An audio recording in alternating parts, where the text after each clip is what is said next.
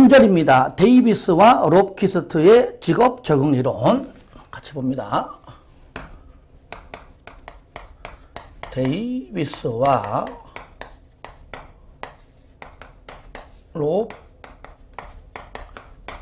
롭키스트의 직업 적응 이론.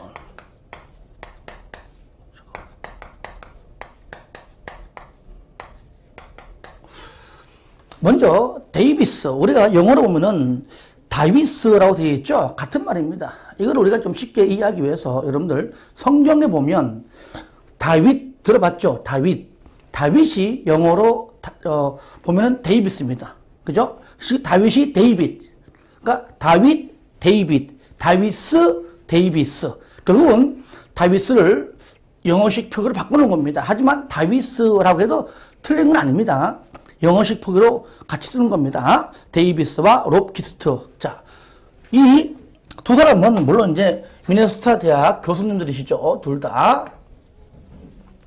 자, 두 분이 뭐라고 얘기했냐면은 모든 웬만한 것들의 상담 이론은 전부 다 직업을 선택하기 위한 이론이다. 그런데 그렇게 어렵게 선택한 이후 직장 들어가서 오래 버티지 못하고 그만두면 무슨 소용이 있냐 그 얘기죠.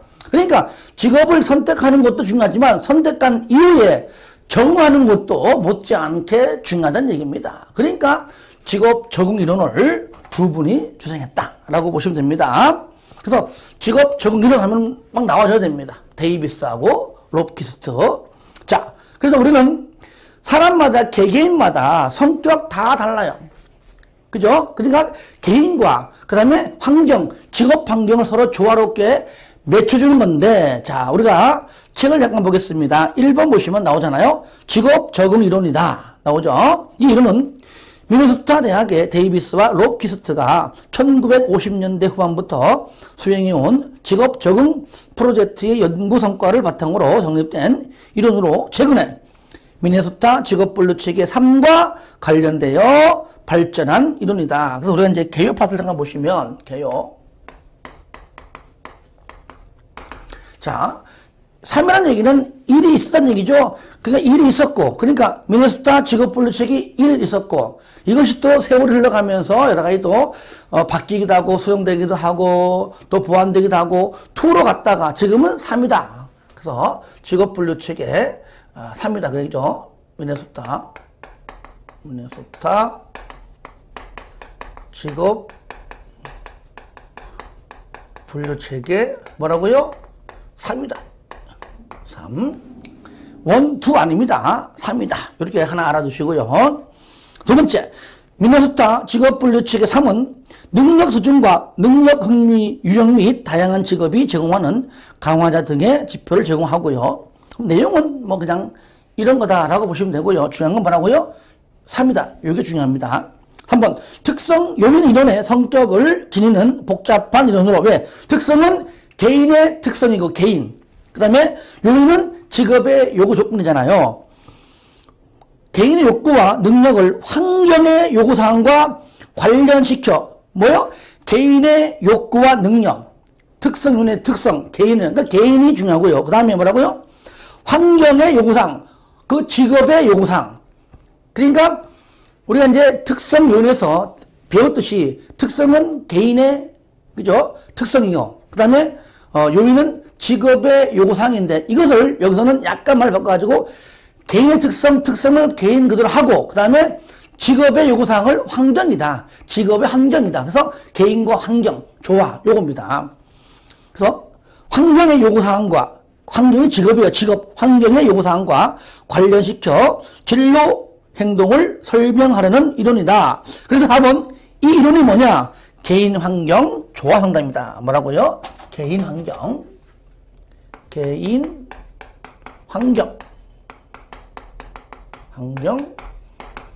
조화 상담이다.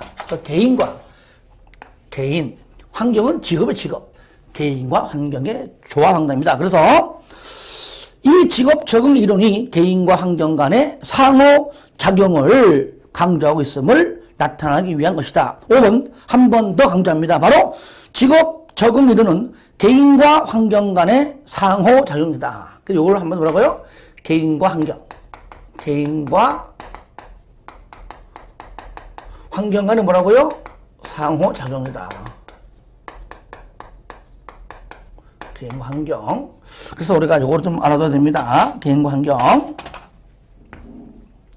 여러분들 이거 기억납니까? 혹시 우리가 전 시간에 했던 홀랜드 이론 보면은 홀랜드는 뭐죠?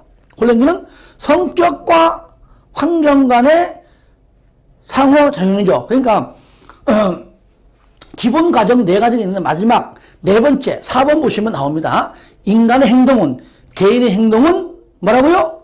성격과 환경입니다. 성격과 직업환경, 성격과 환경의 상호작용은 홀랜드고 개인과 환경의 상호작용은 데이비스하고 롭키스입니다. 이거 주의하세요. 다시 한번 개인과 환경의 상호작용은 데이비스하고 롭키스.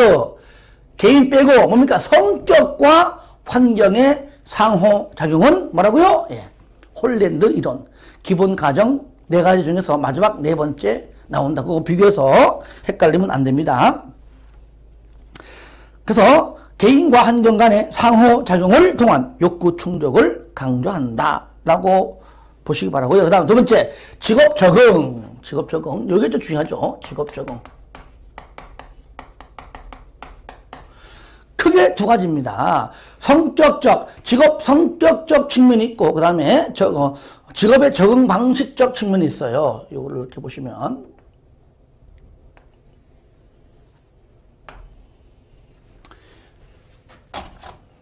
자, 직업 성격적 측면이 있고요.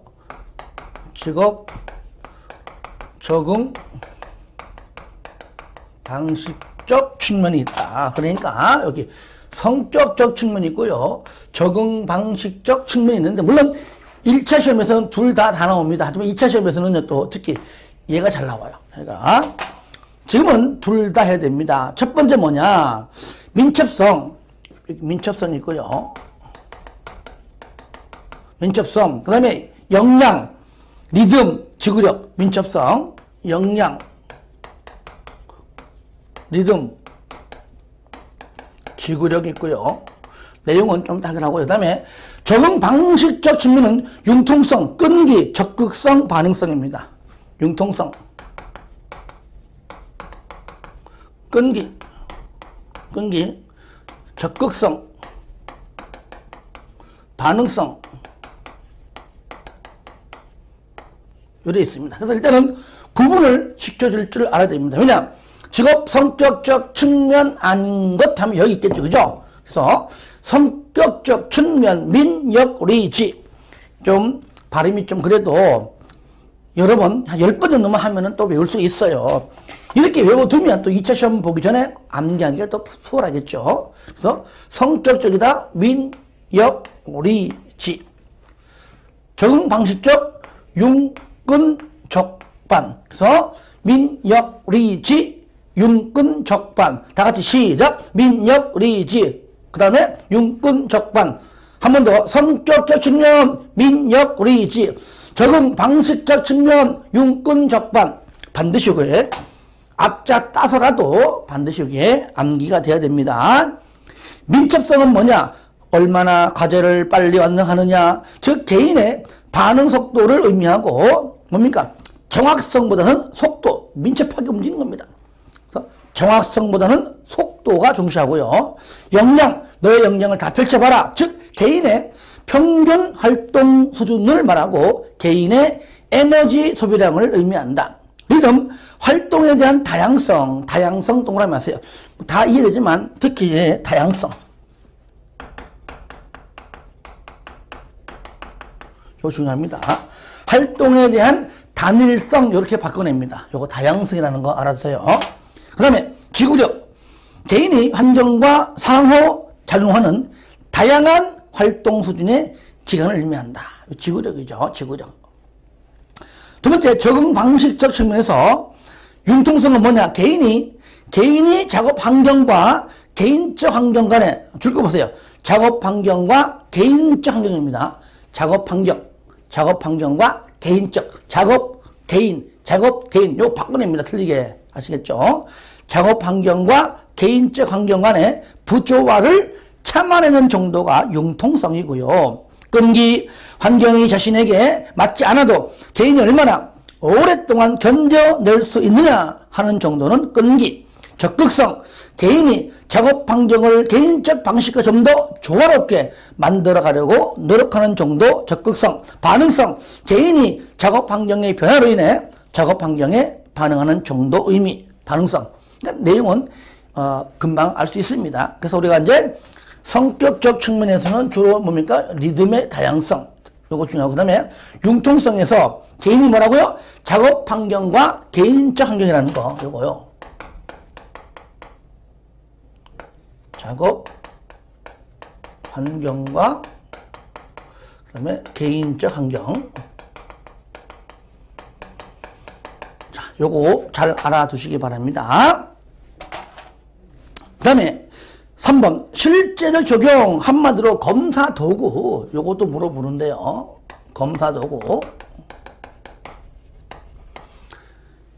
미네소타 대학이니까 앞에 미네소타의 M자가 다 들어갑니다.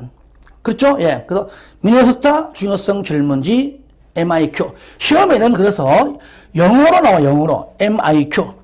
그 M자는 미네소타 요거란 얘기죠. 그래서 일단 MIQ. 그 다음에 미네소타 직무기술 질문지는 MJDQ.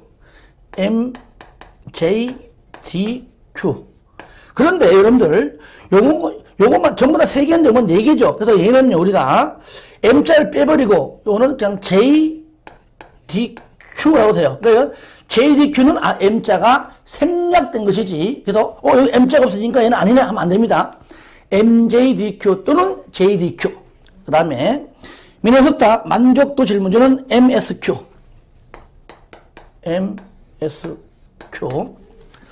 자, 그 다음에 미네소타 만족성 척도 내지는 미네소타 충족 질문지 MSS. 그래서 영어 철자와 그 다음에 내용은 들어있기 때문에 제가 굳이 읽지 않습니다만은 그래서 한 번만 내용만 보겠습니다. 자, MIQ. 개인이 일의 환경에 대해 지니는 20가지의 욕구가 있습니다. 욕구를 다 알 수 없습니다. 그 다음에 6가지의 가치. 이거는요, 제가 바로 4번 해놨지만 6가지의 그 직업 가치는 2차 시험에서 한번 나온 적이 있습니다. 거기 여러분들 보세요. 4번 직업 적응 이론의 6가지 직업 가치 나오죠. 성취, 편안함, 지위, 이타심 또는 이타주의, 안정성 또는 안전성, 자율성 또는 자발성은 앞에 가면 되겠죠. 그래서 성편지, 이안자. 1차 시험에는 나온 적 없지만 한 번만 앞자 따서 그냥 한 번만 알고 지나가자. 이렇게 해놓으면 2차 시험 준비할 때 좀 낫다 얘기죠. 성편지, 이안자. 그래서 6가지 여기에 나오는 6가지 가치입니다. 성편지, 이안자. 성편지는 이안자가 잘 쓴다. 이렇게 외우세요. 성편지는 이안자 잘 쓴다. 성편지, 이안자. 그리고 측정하는 도구로 190개의 문항이 있고요. 상가리 2번 MJDQ는 일의 환경이 MIQ에서 정한, 즉 위에서 정의한 20개의 욕구를 만족시켜주는 정도를 측정하는 도구고요. 하위 척도는 MIQ와 똑같다는 얘기입니다. 세 번째 MSQ는 직무 만족의 원인이 되는 일의 강화 요인을 측정하는 도구로서 능력의 사용, 성취, 승진 등등등등을 척도로 되어 있고요. 그 다음에 미네소타 만족성 척도 내지는 미네소타 충족 질문지는 환경의 충족 정도를 측정한다. 그래서 내용은 그냥 이렇구나 라고 넘어가시고요. 검사 도구가 MIQ, MJDQ 또는 JDQ, 그 다음에 MSQ, MSS가 있다는 것 이렇게 알아두면 좋겠죠. 마찬가지 4번 직업적응 이론의 6가지 직업가치 얘기했었죠. 그죠? 읽어봐 주시고 그냥 성편지, 이안자 이렇게만 그냥 알고 넘어가시기 바랍니다. 자, 4절 보겠습니다. 로우의 욕구 이론.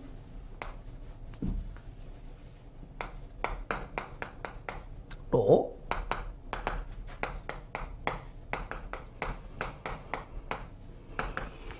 자, 로는요, 일단은, 자, 일단 첫 번째 개요 보시면, 개요 파트 보시면, 먼저, 우리가 매슬로우의 욕구 위계 이론. 뭐라고요? 매슬로우의 욕구 위계 이론을 바탕으로 하고 있습니다. 요거를 바탕으로 한다. 그럼 우리가 이제 매슬로우의 욕구 위계 이론이 어떻게 구성되어 있는가 잠깐 참고적으로 보면 책에는 표로 나와 있지만 원칙은 표가 아니고요. 이렇게 원래는 피라미드 형태입니다. 이렇게 돼 있어요. 이렇게 돼 있어야 이렇게 하나 5개입니다. 그죠? 이렇게. 그러니까 1, 2, 3, 4, 5 요건데요. 위로 올라갈수록 면적이 작다. 그러니까 욕구가 작다 그 말이에요. 왜? 면적이 작아지니까. 아래로 갈수록 면적이 넓어진다. 그건 뭡니까? 예, 욕구 만족이 크다. 그래서 표보다 이렇게 삼각형 피라미드 형태로 공부하는 게 낫겠죠. 그러면 1단계는 뭐냐? 생리적 욕구입니다. 생리적 욕구. 먹고 사는 의식주, 성적 그겁니다. 아시겠죠? 먹고 사는 문제가 가장 첫 번째입니다. 요게 관철이 되면 먹고 의식주 문제, 성적 문제 이런 것들이 해결되면 그 다음 단계를 사람은 원합니다. 그래서 1단계의 만족으로 인한 동기화로 이제는 먹고 사는 문제는 해결됐어. 그 다음에 하는 것이 바로 안전의 욕구입니다. 안전의 욕구. 그죠? 내가 현재 살고 있는 이 지역이 안전해야 돼. 위협으로부터, 그죠? 위협으로부터 내가 보호받고 싶다. 그 말이죠. 그 다음에 요것이 또 만족이 되고 충족되면 또 요거의 동기화로 그 다음 단계 3단계를 원합니다. 뭡니까? 사랑과 소속. 아시겠죠? 즉, 소속하랑 같은 겁니다. 소속감. 그럼, 사랑의 욕구. 대인관계, 어느 특정한 집단에 소속되어 있고, 또 살아가면서 결혼도 하고, 그죠? 아이도 놓고, 이런 것들입니다. 그러니까, 다시 말하면은, 집단 내에 공동체 속에 소속되어 있고, 그 다음에 남녀 사랑, 또 같은 성격의 또 우정, 이런 것들이 또 욕구가 생긴다. 요게 또 만족이 되면 또 그 다음 단계가 뭐냐? 요것에 또 동기화로. 자, 이제 뭡니까? 자존의 욕구. 자존중입니다. 존중의 욕구인데, 그냥 줄여가지고 자존의 욕구라고 합니다. 스스로, 다시 말하면은 자기 존중이 있고요. 다른 사람에 의한 존중이 있습니다. 내가 열심히 일해가지고, 성취감 생깁니다. 성취감 생긴다. 이런 것들은 바로 자기 존중이고, 자기 존중 또는 자아 존중이고요. 다른 사람으로부터, 즉 타인으로부터 존중은 내가 열심히 해서 인정을 받는 겁니다. 아, 저 사람 좋아. 그러니까 자기를 위한 자기 존중이 있고 타인에 의한 존중이 있다. 즉 인정을 받는 것이죠. 이런 것들이 있고요. 이게 또 만족이 되면 그 다음 단계 마지막이죠. 요거에 또 동기화로 이제는 뭡니까? 자아실현 또는 자기실현 같은 말입니다. 자아실현의 욕구. 이게 마지막 단계다. 최상위. 매슬로우가 얘기한 겁니다. 상위 단계다. 그 얘기죠. 그러니까, 잠적 성취, 최대 자기 발전, 이런 것들입니다. 여기에 영향을 받아서 나온 것이 바로 로우의 욕구 이론, 이렇게 얘기합니다. 자, 그런데 우리가 이제, 또, 로우에 대해서 좀 설명하면 이렇습니다. 먼저 우리가, 얘는요, 아동기, 청소년기가 아닌 초기 아동기에 그러니까 초등학교 살 때까지죠. 초기 아동기. 즉 12세 이전입니다. 아동기에 뭐요? 부모의 영향.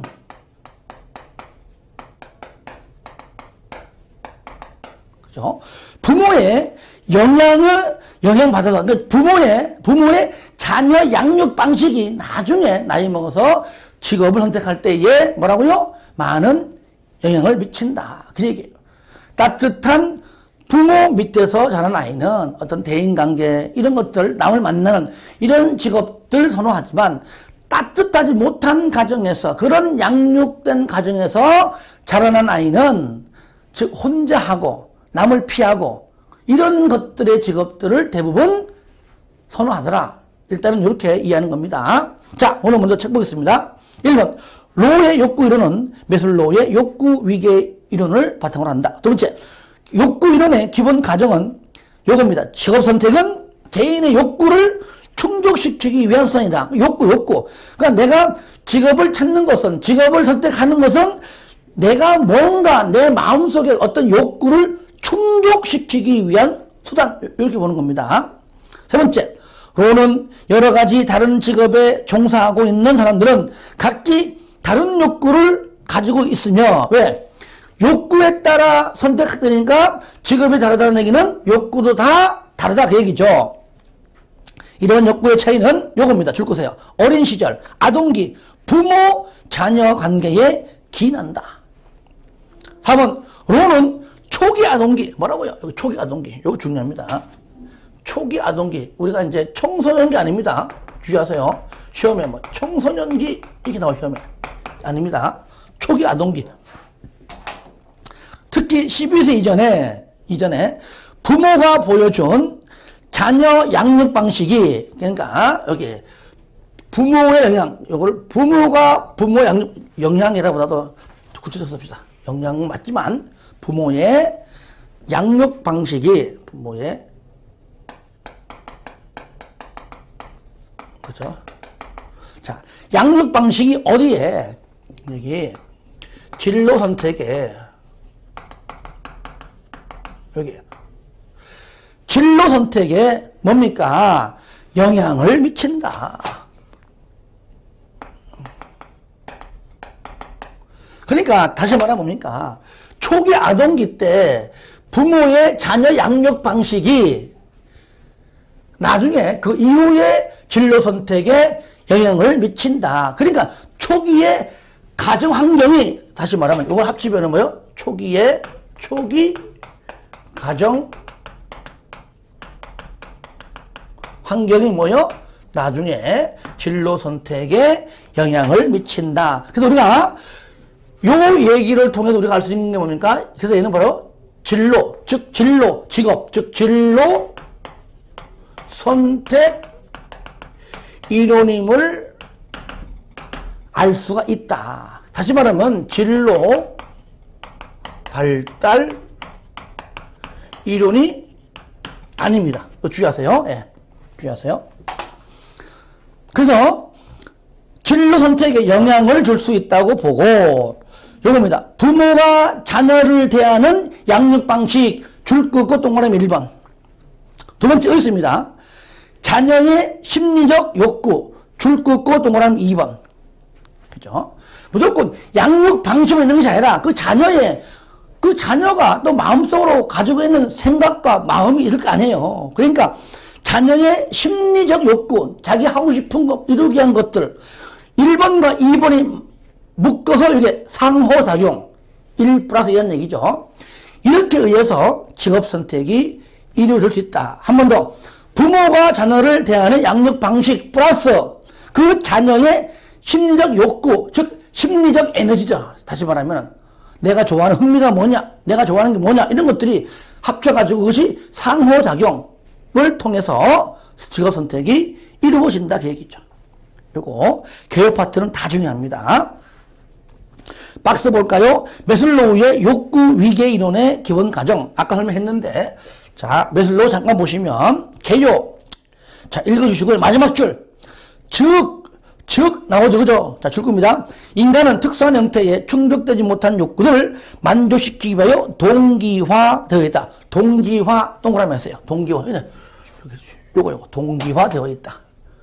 동기화 아시겠죠? 그리고 거기 밑에 있는 표는 방금 설명한 요게 피라미드 형태의 요 표이고요. 자, 그 표 밑에 보세요. 가장 기본적인 욕구, 즉 요거죠. 생리적 욕구죠. 요거는 뭐냐? 의식주, 성욕 이런 것들입니다.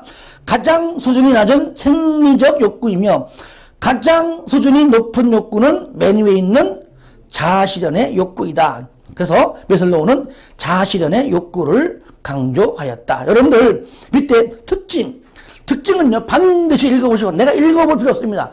여러분들이 한번 읽으면 다 이해가 됩니다. 읽어보시고 그 다음에 자기실현, 다른 말로 자아실현 한 사람의 행동 특성도 한 번만 읽어주시기 바랍니다. 이것은 간혹 가다가 2차 시험에서 나오는데 지금은 읽어보고, 여기 있는 사람들이 바로 자기실현, 맨 위에 있는 자아실현 한 사람들의 행동 특성이다. 이렇게만 좀 한 번쯤만 읽어주시면 이해될 겁니다. 암기하려고 하지 마시고요. 간혹 1차 시험에서 나오지만 어렵지 않습니다. 2번 욕구 이론의 주요 내용 보겠습니다. 욕구 이론의 주요 내용 보시면 그게 자, 두 가지가 나와요. 뭐냐, 8개의 군집 줄 거예요. 8개의 군집은요 바로 쌍가로 2번부터 나오는 8가지의 직업군입니다. 뭐라고요? 8개의 군집은 이거 바로 8가지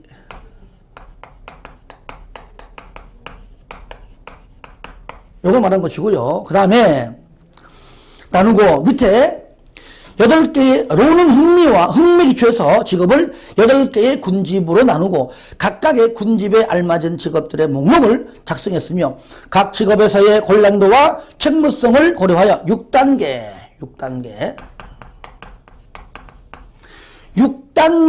설정하여 8 곱하기 6의 분류체계를 만들었다. 그래서 여기는 6단계는 바로 다음에 배울 직업의 6단계입니다.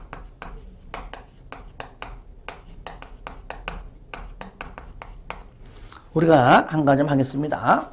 그럼 우리는 뭐라고요? 여기 8하고 6해서 우리는 얘는 뭡니까? 8 곱하기 6. 바로 8 곱하기 6. 8 곱하기 6 분류체계다 그래요.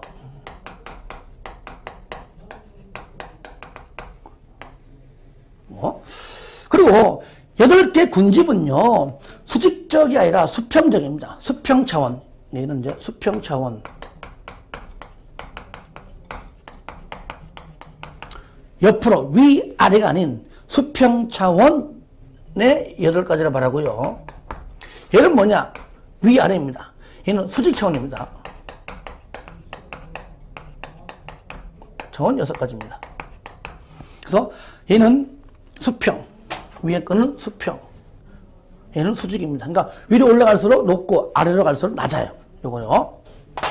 그러면 쌍가루 2번 보겠습니다. 8가지 직업군, 즉 다시 말하면 수평 차원 8가지죠. 1번 서비스직, 비즈니스직, 단체직, 기술직, 5개 활동직, 과학직, 일반 문화직, 예능직 이렇게 되어 있는데 8가지를 우리가 좀 암기를 하면 좋겠는데 이것도 일단은요 2차 시험 가서 써라 하기 이전에 일단 앞자 따서 한 이것도 10번만 하면 충분히 알 수 있습니다. 서비, 단기, 옥과 일회. 서비, 단기, 옥과 일회.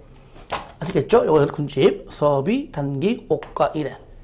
서비, 단기, 옥과 일회.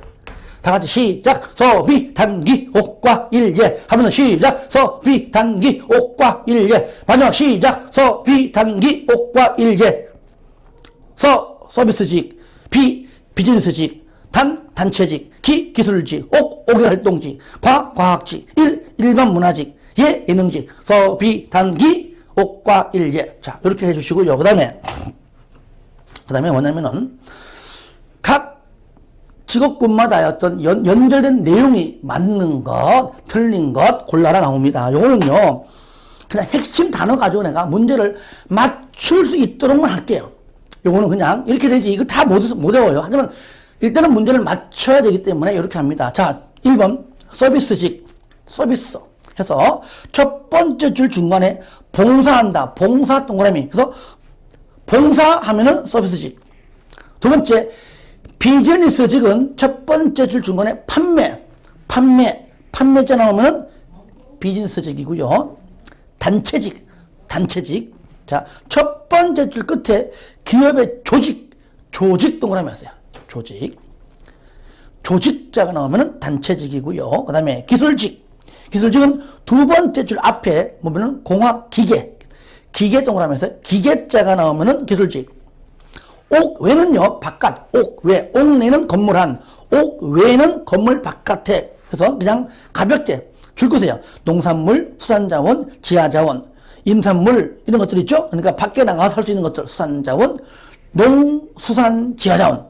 아시겠죠? 농사 짓고 하는 이런 것들은 무조건 옥외 활동직. 이렇게 이해해 주시고요. 과학직은요, 바로 첫 번째 줄 앞에 과학이론, 과학 동그라미 하세요. 과학직은 과학. 일반 문화직은 맨 앞에 문화유산의 문화 동그라미 하시고요. 예능직은 맨 앞에 창조적인 예술, 예술 동그라미 하세요. 이렇게 단어 가지고 연결해서 맞춰야 됩니다. 그러면 일단은 문제를 맞출 수 있는 것이고요. 이렇게 해야 정리가 된다는 얘기입니다. 아시겠죠? 서비, 단기, 옥과 일예. 이렇게 해서 정리해 주시고요. 자, 그 다음에 쌍가로 3번을 보시면 직업의 6단계 수직 차원 있죠. 요거는 뭐 굳이 안 해도 돼요. 위아래가 알고 있거든요. 고급 전문관리, 중급 전문관리, 준전문관리. 밑으로 내려갈수록 낮죠. 수직, 위아래. 그죠? 그 다음에 숙련직, 반숙련직, 비숙련직. 그러니까 세 개 나누어서 하면 돼요. 다시 한번. 고급 전문관리, 중급 전문관리, 준전문관리. 네 번째 밑에. 그죠? 그러면 숙련직, 반숙련직, 비숙련직.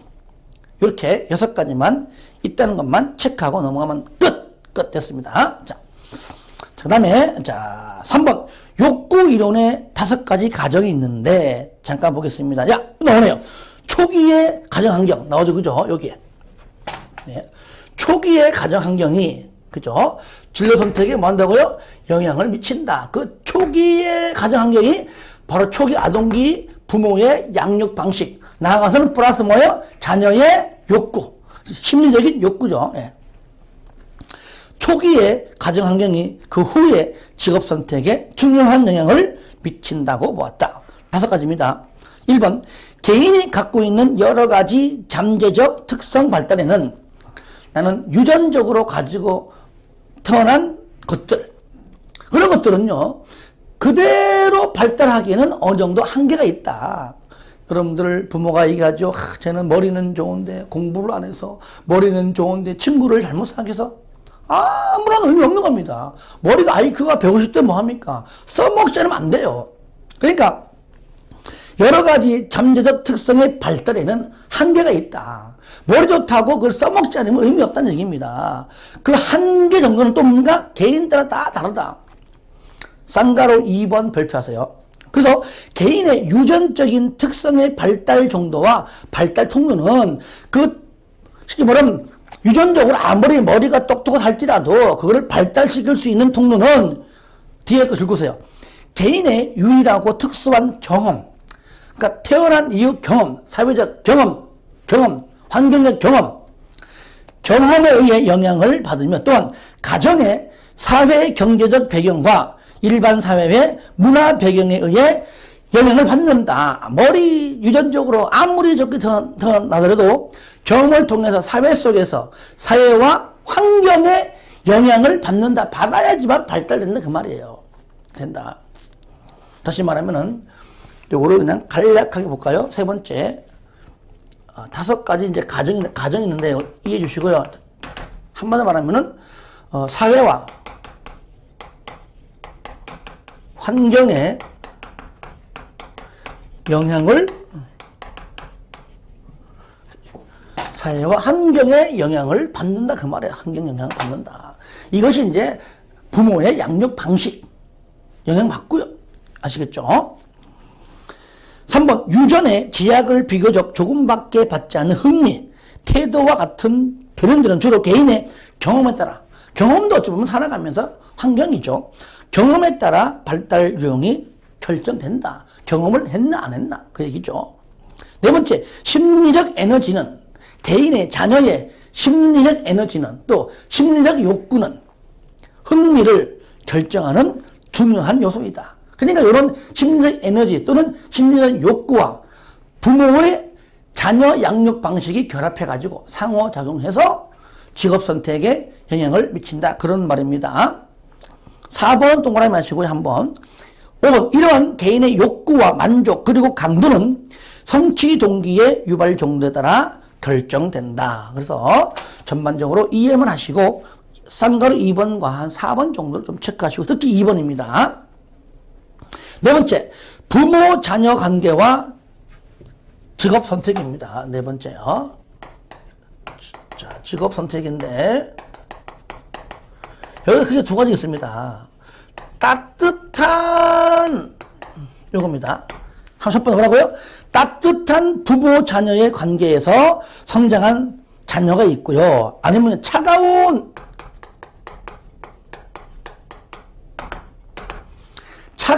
부모 자녀의 관계에서 성장한 사람이 있는데 한마디로 말하면은 얘는 이제 따뜻한 분은 인간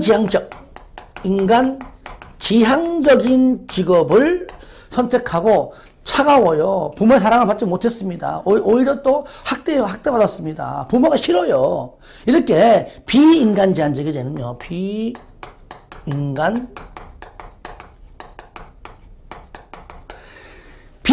지향적인 인간적인 그런 직업을 선택한다. 다시 얘기합니다. 따뜻한 부모 밑에 자란 아이는 인간 지향적 직업을, 그 다음에 차가운 부모 밑에 자란 아이, 비인간 지향적 직업을 선호하더라. 로에 의하면은 이게 뭐냐? 요걸 서비, 단기, 옥과 일 예중에서 사람을 만나는 것들 인간지향적, 사람 안 만나 혼자 하는 것들은 비인간지향적입니다. 우리 보자. 서비 단기. 자, 서비스직. 서비스는 반드시 사람과 만나는 거잖아요. 여기서 그래요. 서비스직. 그 다음에 비즈니스직. 마찬가지죠? 판매하려면, 영업하려면 만나야 돼요. 비즈니스직. 이렇게 하나 하면 돼요. 비. 그 다음에 비, 단. 단체직도 만드는 거잖아요. 조직이니까요. 단기. 기술직은 혼자. 그러니까 기술만 있으면 나 혼자 얼마든지 가능하다. 여기서 기술직. 단기, 옥의 활동직, 왜? 농사 짓습니다. 혼자 무조건 가능해요. 그죠? 옥에. 농사 짓고 하는 것들, 이런 것들 혼자 할 수 있습니다. 이렇게 보면 되죠? 서비, 단기, 옥, 과학. 과학직이 맞아요. 과학직도 어때요? 혼자 해도 관계없이 연구하고 과학한다. 항상 연구할 때 혼자. 그죠? 그러니까 과학직은 어디라고요? 바로 쉽게 말하면 비인간지향적. 아시겠죠? 그러니까 혼자 할 수 있는 것들입니다. 혼자. 서비, 단기, 옥과 일. 일반 문화직은 요거는 여기서 가겠죠? 여기 인간지향적. 일반 문화직. 예술직도 혼자 할 수 없죠. 그죠? 여기입니다. 그러니까 요를요, 무작정 요를 하지 말고 서비, 단기, 옥과 일에서 혼자 할 수 있는 것이 딱 3개. 뭐라고요? 바로 기술직, 옥의 활동직, 과학직이다. 나머지 5개는 인간지향적이다. 하나 따지면 돼요. 여러분들 책 보시면 거기에 쌍가루 2번에 직업의 유형 나오죠. 1번의 맨 마지막 줄. 인간지향적인 직업, 서비스직, 비즈니스직, 단체직, 일반 문화직, 예술직이고요. 그 다음에 동그라미 2번에 차가운 자녀죠. 차가운 부모 밑에 성장한 사람. 3번째 줄 끝에 보니까 비인간 지향적이죠. 바로 기술직, 옥의 활동직, 과학직입니다. 요거하고 요거 구분시켜주는 문제가 나온다. 그 얘기예요. 그래서 요거 좀 알아두면 좋겠습니다. 자, 그럼 이제 마지막에 있는 게 부모 자녀 관계 유형. 뭐라고요? 부모 자녀 관계 유형이 있는데요. 내용보다도요. 물어봐요. 자, 로의 욕구 이론에서의 부모 자녀 관계 유형이 아닌 것 물어봐요. 수용형, 정서 집중형, 회피형. 그래서 수정해. 뭐라고요? 빨리 똑바로 수정해. 아시겠죠? 수정해. 수가 뭐라고요? 수용형. 정은 정서 집중형. 그 다음에 회는 회피형입니다. 옛날 시험 나올 때 여기에 무슨 반발형 나와서 수정의 반. 이런 거 없어요. 수정회. 빨리 수정해. 수정하라니까. 이렇게 우리가 좀 외우면 되겠죠? 수정회. 간략하게 잠깐 보시면 수용형은요. 로는 온정적이며 수용적인 분위기에서 성장한 사람은 밑에 보니까요. 사람들과 접촉이 많은 서비스, 교직 등의 직업에서 종사하게 된다. 이렇게 얘기했고요. 수용형. 정서 집중형은요. 밑에로는 과보호형의 부모 있죠? 이런 것들은 주로 예술 계통으로 주로 있다. 이렇게 얘기한 것이 바로 정서 집중형이고요. 그 다음에 회피형은요. 부모의 사랑과 관심을 제대로 받지 못하고 부정적인 분위기에서 성장한 사람, 바로 뭐 기술직, 연구직 이런 데 주로 직업을 선택하더라. 이렇게 주장했습니다. 어쨌든 내용은 읽어주시고요. 내용은 뭐 요걸 알면 쉬운 거니까요. 그래서 일단은 관계 유형 뭐라고요? 수정회. 수정회 끝. 이렇게 세 가지만 알면 되겠습니다. 자, 요까지인데 우리가 여러분들 그 마지막 보니까요. 거기 그 박스 안에 마이어와 프리들랜드의 직업 가치가 나오죠. 이거 가끔 물어보기 때문에 내용만 이해하면 어렵지 않습니다. 먼저 외재적 가치는 직업을 장하 실현의 도구로 바라본다. 뭡니까? 바깥 외자입니다. 권력 추구하고 이런 것들이죠. 경제 우선 이런 것들이라면 내재적은 뭐냐? 자아 실현의 장인데 직업을 이거 뭐냐? 자기 능력 발휘, 사회 헌신, 인간 관계 중시 이런 것들입니다. 그 의미는 쉽죠, 그죠? 근데 중요한 건 밑에 별표 요 부분이 나와 시험에. 요거 보세요. 다 줄 겁니다. 외재적 욕구는 그래서 외재적 욕구는 직업적으로 구체적이지 않기 때문에 왜? 권력 추구 이런 것들이 구체적이지 않기 때문에 직업적 선호도와 관련이 없지만 두 번째, 내재적 욕구는 직업적으로 구체적이어서 직업적 선호도와 명백한 관련이 있다. 그러니까 관련이 있는 것은 내재적 욕구이지 외재적이 아니다. 이걸 바꿔냅니다. 이것만 좀 주의하시면 되겠습니다. 자, 이번 시간은 여기까지입니다.